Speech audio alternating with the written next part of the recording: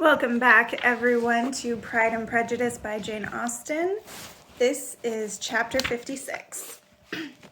One morning, about a week after Bingley's engagement with Jane had been formed, as he and the females of the family were sitting together in the dining room, their attention was suddenly drawn to the window by the sound of a carriage, and they perceived a chaise and four driving up the lawn. It was too early in the morning for visitors, and besides, the equipage did not answer to that of any of their neighbors. The horses were post, and neither the carriage nor the livery of the servant who preceded it were familiar to them.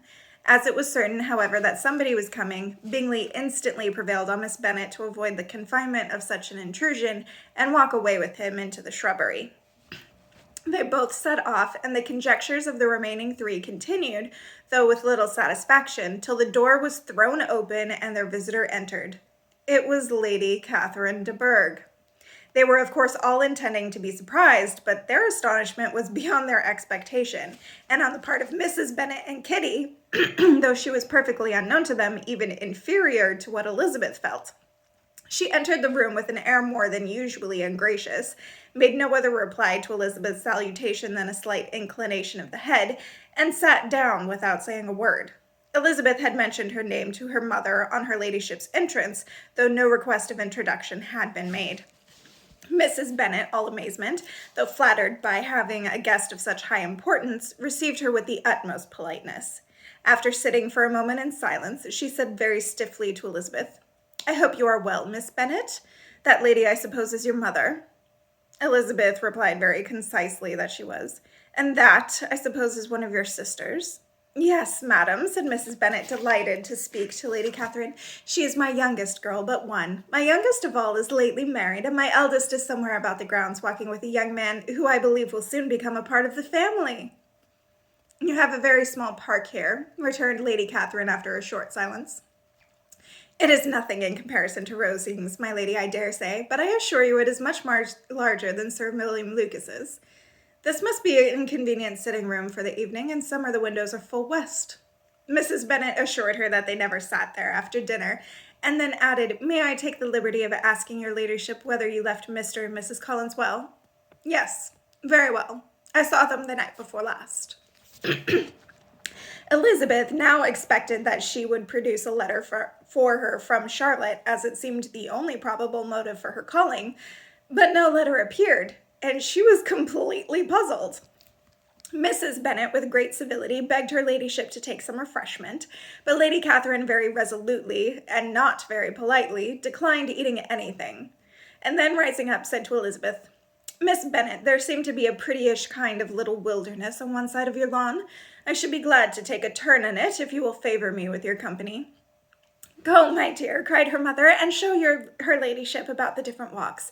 I think she will be pleased with the hermitage." Elizabeth obeyed, and running into her room for her parasol, attended her noble guest downstairs. As they passed through the hall, Lady Catherine opened the doors into the dining parlor and drawing room, and pronouncing them, after a short survey, to be decent-looking rooms, walked on. Her carriage remained at the door, and Elizabeth saw that her waiting woman was in it. They proceeded in silence along the gravel walk that led to the copse. Elizabeth was determined to make no effort for conversation with a woman who was now more than usually insolent and disagreeable. "How could I ever think her like her nephew?" said she, as she looked in her face. As soon as they entered the copse, Lady Catherine began in the following manner. "You can be at no loss, Miss Bennet, to understand the reason of my journey hither. Your own heart, your own conscience must tell you why I come." Elizabeth looked with unaffected astonishment. "Indeed, you are mistaken, madam. I have not been at all able to account for the honor of seeing you here." "Miss Bennet," replied her ladyship in an angry tone, "you ought to know that I am not to be trifled with. But however insincere you may choose to be, you will not find me so.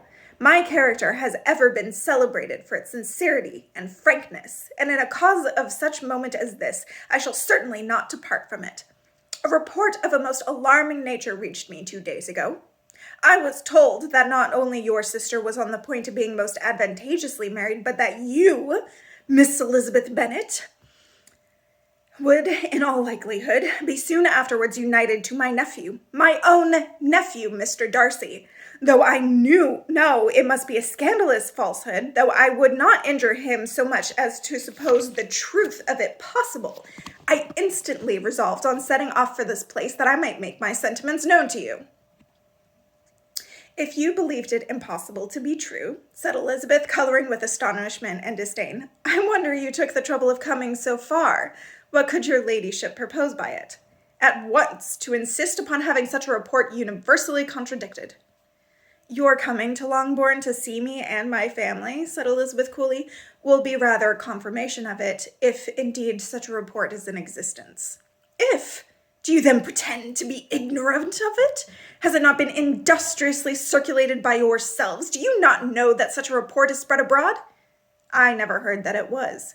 And can you likewise declare there is no foundation for it? I do not pretend to possess equal frankness with your ladyship. You may ask questions which I shall choose not to answer. This is not to be borne, Miss Bennet. I insist on being satisfied. Has my nephew made you an offer of marriage? Your ladyship has declared it to be impossible. It ought to be so. It must be so while he retains the use of reason. But your arts and allurements may, in a moment of infatuation, have made him forget what he owes to himself and to all his family. You may have drawn him in. If I have, I shall be the last person to confess it. Miss Bennet, do you know who I am? I have not been accustomed to such language as this. I am almost the nearest relation he has in the world, and am entitled to know all his dearest concerns. But you are not entitled to know mine, nor will such behavior as this ever induce me to be explicit. Let me be rightly understood. This match to which you have the presumption to aspire can never take place. No, never. Mr. Darcy is engaged to my daughter. Now what have you to say? Only this, that if he is so, you can have no reason to suppose he will make an offer to me. Lady Catherine hesitated for a moment, and then replied, The engagement between them is of a peculiar kind. From their infancy they have been intended for each other. It was the favorite wish of his mother as well as of hers. While in their cradles we planned the union, and now at the moment when the wishes of both sisters would be accomplished in their marriage to be prevented by a young woman of inferior birth, of no importance in the world, and wholly unallied to the family? Do you pay no regard to the wishes of his friends, to his tacit engagement with Miss de Bourgh? Are you lost to every feeling of propriety and delicacy? Have you not heard me say that from his earliest hours he was destined for his cousin? Yes, and I had heard it before. But what is that to me? If there is no other objection to my marrying your nephew, I shall certainly not be kept from it, by knowing that his mother and aunt wished him to marry Miss de Bourgh. You both did as much as you could in planning the marriage. Its completion depended on others. If Mr. Darcy is neither by honor nor inclination confined to his cousin, why is not he to make another choice? And if I am that choice, why may I not accept him? Because honor, decorum, prudence, nay, interest forbid it. Yes, Miss Bennet, interest. For do not expect it to be noticed by his family or friends if you willfully act against the inclinations of all. You will be censured, slighted, and despised by everyone connected with him. Your alliance will be a disgrace. Your name will never be mentioned by any of us. These are heavy misfortunes, replied Elizabeth, but the wife of Mr. Darcy must have such extraordinary sources of happiness necessarily attached to her situation that she could, upon the whole, have no cause to repine. Obstinate, headstrong girl, I am ashamed of you. Is this your gratitude for my attentions to you last spring? Is nothing due to me on that score? Let us sit down. You are to understand, Miss Bennet, that I came here with the determined resolution of carrying my purpose, nor will I be dissuaded from it. I have not been used to submit to any person's whims. I have not been in the habit of brooking disappointment. That will make your ladyship's situation at present more pitiable, but it will have no effect on me. I will not be interrupted. Hear me in silence. My daughter and my nephew are formed for each other. They are descended on the maternal line from the same noble line, and on the father's from respectable, honorable, and ancient though untitled families. Their fortune on both sides is splendid. They are destined for each other by the voice of every member of their respective houses, and what is to divide them? The upstart pretensions of a young woman without family connections or fortune. Is this to be endured? But it must not, shall not be. If you were sensible of your own good, you would not wish to quit the sphere in which you have been brought up. In marrying your nephew, I should not consider myself as quitting that sphere. He is a gentleman, I am a gentleman's daughter. So far we are equal. True. You are a gentleman's daughter, but who was your mother? Who are your uncles and aunts? Do not imagine me ignorant of their condition. Whatever my connections may be, said Elizabeth, if your nephew does not object to them, they can be nothing to you. Tell me once and for all, are you engaged to him? Though Elizabeth would not, for the mere purpose of obliging Lady Catherine, have answered this question, she could not but say after a moment's deliberation, I am not. Lady Catherine seemed pleased.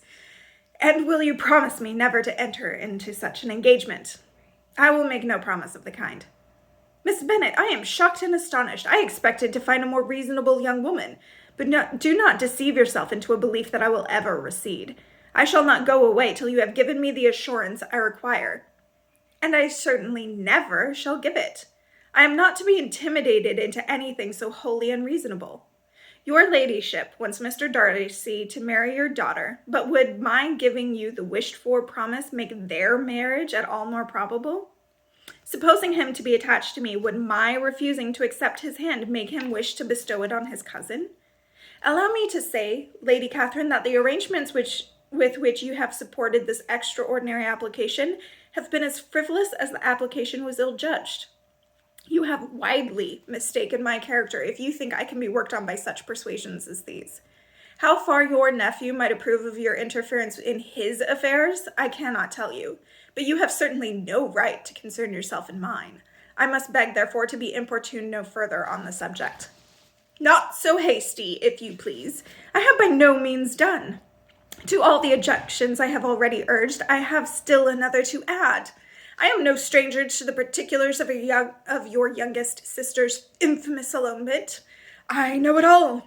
That the young man's marrying her was a patched-up business at the expense of your father and uncles.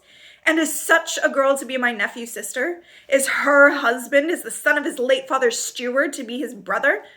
Heaven and earth, of what were you thinking? Are the shades of Pemberley to be thus polluted?